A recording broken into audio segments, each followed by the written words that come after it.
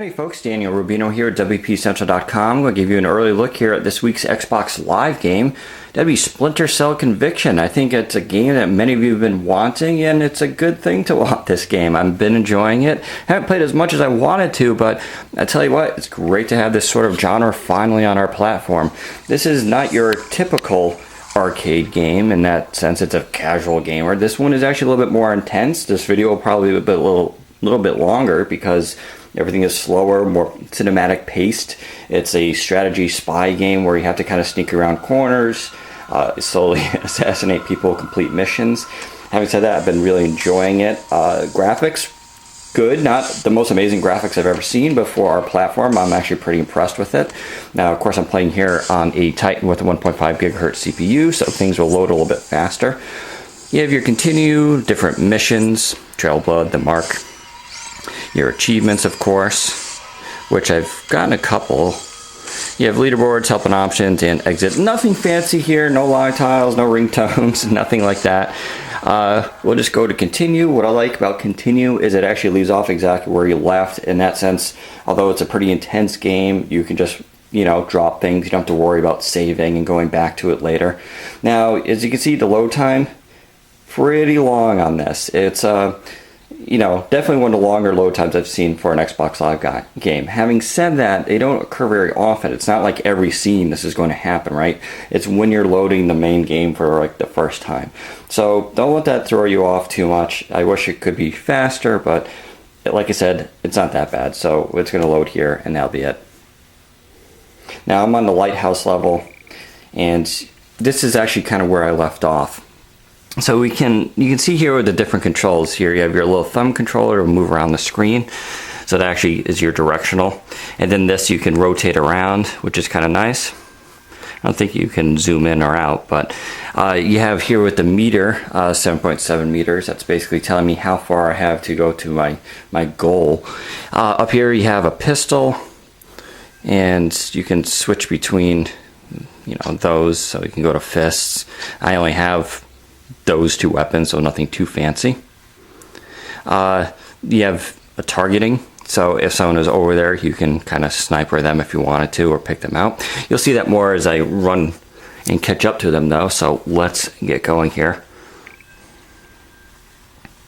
I love how this little stuff comes up here, Market Hall. So it kind of gives you your goals, where to go to. In that sense, it's a pretty fun game. It's not ridiculously challenging, but I'm also playing on easy right now. So let's target this guy. And you can see you can actually kind of take your time here.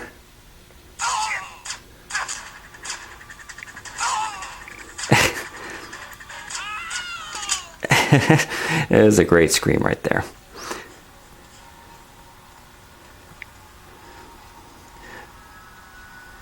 Sometimes you can do a headshot. Obviously there I did not. Headshots will take them down quicker. A little more difficult to do though, especially when you're that far away.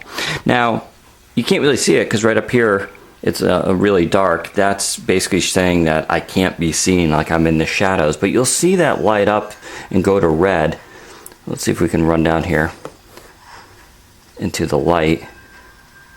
So this presumes that people really can't see me very well. But of course you think if I was running to the light here, that would change, but I guess it's not.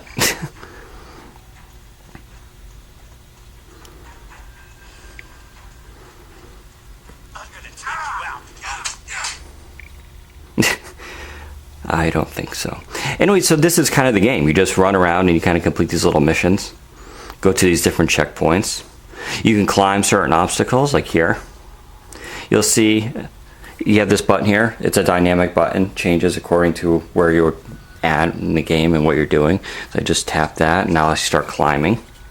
This one's actually kind of neat. You're going to climb all the way up. The controls are a little finicky here. It takes a little while to get it right.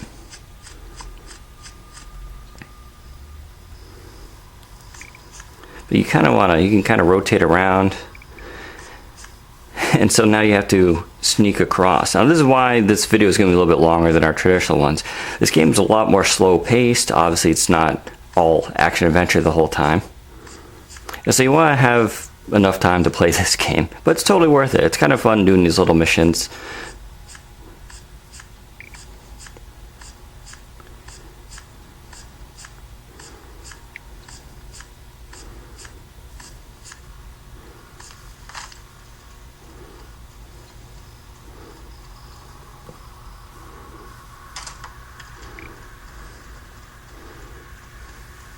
So now if I want to take this guy out,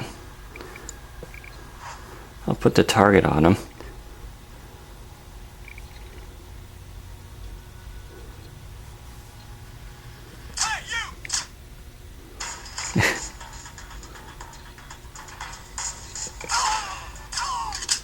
So that wasn't too hard. Now I can climb down this ladder, but you can also fall.